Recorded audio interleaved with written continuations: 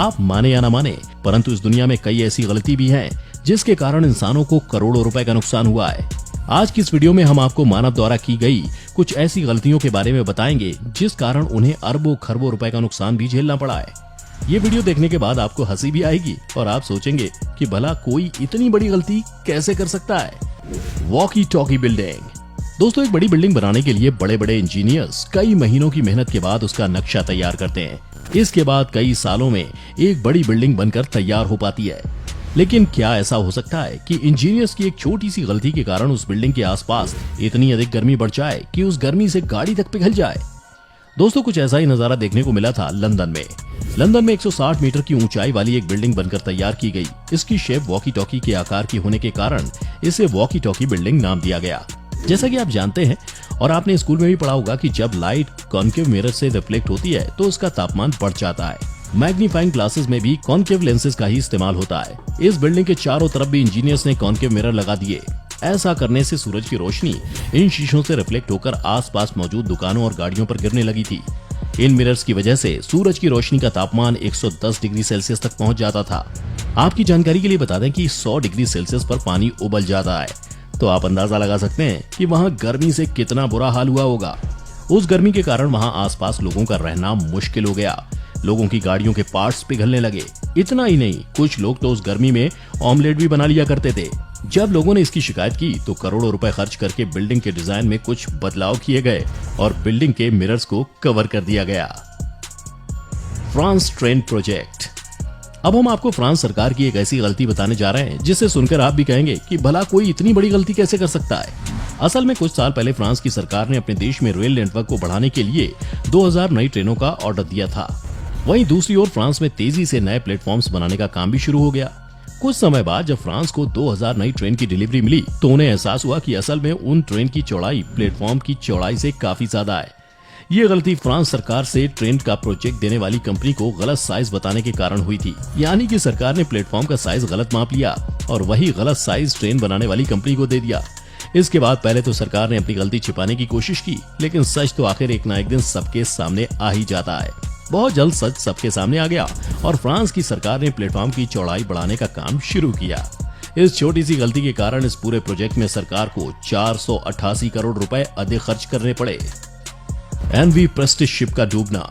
साल 2012 में हुई ये घटना न केवल आर्थिक दृष्टि से बल्कि पर्यावरण की दृष्टि से भी इंसानों के द्वारा की गई सबसे बड़ी गलतियों में से एक मानी जाती है। एनवी प्रेस्टिज नाम का एक जहाज अपने अंदर 77,000 टन तेल लेकर जा रहा था। वो जहाज लगभग 26 साल पुराना था और इस तेल की कीमत अरबों रुपए थी। अचानक समंदर के रास्ते में तूफान आने लगा। इसके बाद जहाज के कप्तान ने आसपास मौजूद 3 बंदरगाहों पर जहाज खड़ा करने की मदद मांगी। लेकिन अफसोस की बात है कि फ्रांस, स्पेन और पुर्तगाल तीनों देशों की सरकार ने उस जहाज को अपने यहाँ खड़ा होने की मंजूरी नहीं दी। उन्होंने जहाज को खड़ा करने की मंजूरी क्यों नहीं दी, ये बात आज तक साफ नहीं हो पाई। लेकिन उस समय शायद किसी ने ये सोचा भी नहीं होगा कि इस एक गलती के कारण इतना भारी नुकसान हो सकता है। जहाज के कप्तान के पास और कोई चारा नहीं बचा और वो अपनी दिशा में जहाज को ले जाने लगा। लेकिन अचानक तूफान के कारण वो जहाज बीच में से 2 हिस्सों में टूट गया और उस पर मौजूद सारा तेल भी समंदर में बह गया। वो तेल इतना अधिक था कि उस कारण आसपास के सारे बीचेस पर तेल की मोटी परत जमा हो गई।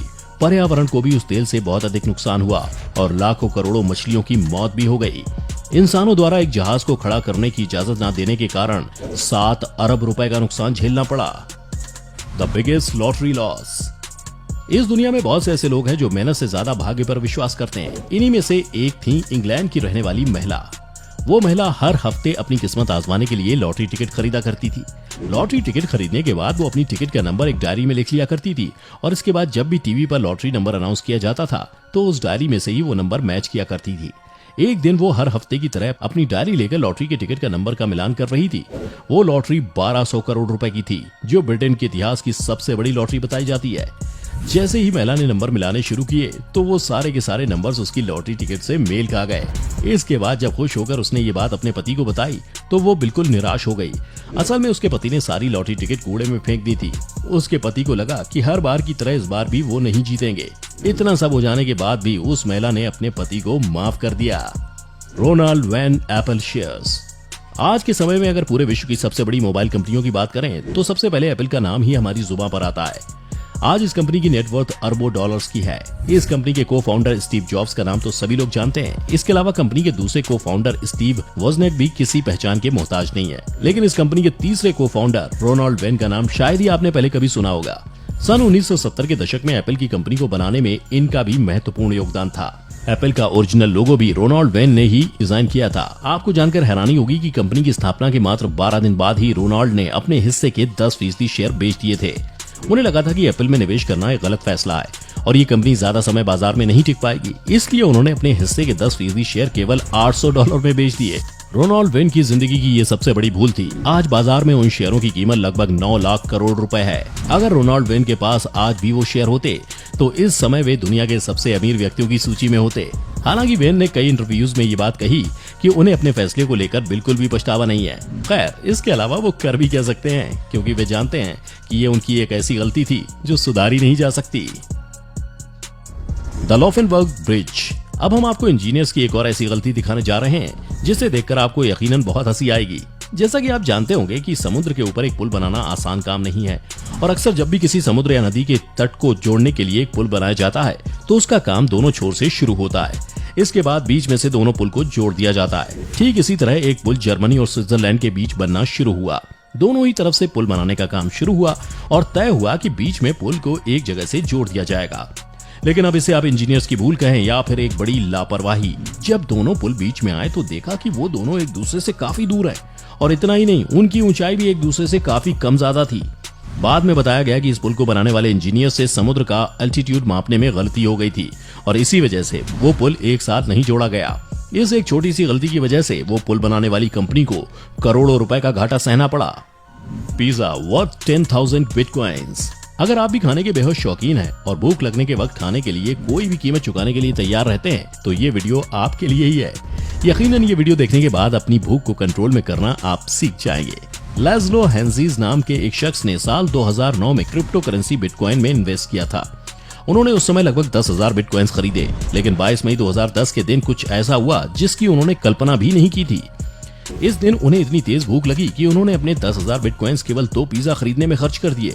हालांकि उस समय बिटकॉइन की बाजार में कोई खास कीमत नहीं थी, लेकिन अगर आज के समय में 10,000 बिटकॉइन की मार्केट वैल्यू आंकी जाए तो ये 600 करोड़ रुपए से भी अधिक होती है। 10,000 बिटकॉइन के बदले 2 पिज्जा खरीदने के बाद लैज़लो हेंजीज सुर्खियों में आ गए थे। उस दिन के बाद से आज तक हर वर्ष 22 मई 2010 को पूरे विश्व में बिटकॉइन पिज्जा डे भी सेलिब्रेट किया जाता है। दोस्तों, लैज़लो को कैसा महसूस होता होगा कि उनकी एक गलती के कारण पूरी दुनिया में बिटकॉइन पिज्जा डे मनाया जाता है। तो अगली बार आपको जब भी बहुत तेज भूख लगे तो एक बार ये बात याद कर लीजिएगा, क्या पता आपको भी करोड़ों का नुकसान होने से बच जाए, क्योंकि इंसान आखिर गलतियों से ही तो सीखता है। Coca Cola. अगर आपसे पूछा जाए कि ठंडा मतलब क्या, तो आपका जवाब होगा ठंडा मतलब कोका कोला। ये कोका कोला की लोकप्रियता का ही कमाल है, जो लोगों को इसकी टैगलाइन आज भी मुंह पर रटी हुई है। 19वीं शताब्दी के अंत में कोक कंपनी की स्थापना के बाद से ये बाजार में बहुत अधिक डिमांड में रहने लगी। लोगों को इसका टेस्ट बहुत अधिक पसंद आया और ये बाजार में सबसे अधिक बिकने वाली सॉफ्ट ड्रिंक बन गई। लेकिन पेप्सी के आने के बाद से कोक की डिमांड में गिरावट देखने को मिली। इसके बाद 1985 में कोका कोला कंपनी ने न्यू कोक नाम से एक नया प्रोडक्ट मार्केट में लॉन्च किया, लेकिन ये प्रोडक्ट लॉन्च करना कोका कोला कंपनी की सबसे बड़ी गलती साबित हुई। कंपनी ने कोक को और भी ज्यादा मीठा बना दिया था, जिसके बाद बाजार में इसकी मिट्टी खराब होना शुरू हो गई। न्यू कोक के आने के बाद क्लासिक कोक की डिमांड में और अधिक गिरावट देखने को मिली। आलम ये रहा कि कंपनी को तुरंत ही अपना नया प्रोडक्ट बंद कर वापस पुराने प्रोडक्ट को रीलॉन्च करना पड़ा। अपने नए प्रोडक्ट की ब्रांडिंग पर कोका कोला कंपनी ने लगभग $4 मिलियन खर्च किए थे। इसके अलावा मैन्युफैक्चरिंग और बाजार में बड़ी मात्रा में स्टॉक उतारने के लिए कंपनी ने $30 मिलियन के प्रोडक्ट तैयार किए थे, जो बिल्कुल वेस्ट साबित हुए। कंपनी को उनकी इस गलती का खामियाजा $34 मिलियन के नुकसान के साथ भुगतना पड़ा, जो 1985 के समय के लिहाज से बहुत ही बड़ा नुकसान था। दोस्तों, ये वीडियो देखने के बाद आपको हंसी भी आई होगी और आप यकीनन हैरान भी हुए होंगे कि भला कोई ऐसी गलतियां कैसे कर सकता है।